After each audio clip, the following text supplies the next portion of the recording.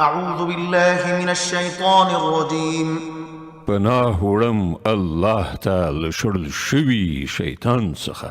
بسم الله الرحمن الرحيم د الله په نوم چې ډېر زیات مهربان پوره رحم لرونکی دی. إنا أنزلناه في ليلة القدر مونږ دا قرآن د قدر په شپه کې نازل کړی دی. وما أدراك ما ليلة القدر او ته څه پوهېږې چې د قدر شپه څه ده؟ ليلة القدر خير من 1000 شهر د قدر شپه له زرو میاشتو څخه ډېره غوره ده.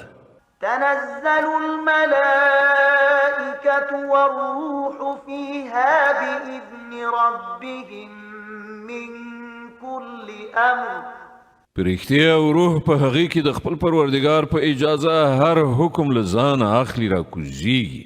سلام هي حتى مطلع الفجر هغه شپه له سره تر پایه سلامتیا ده تر سهار ختلو پورې. صدق الله العظيم. الله ستر رښتیا ویونکی دی.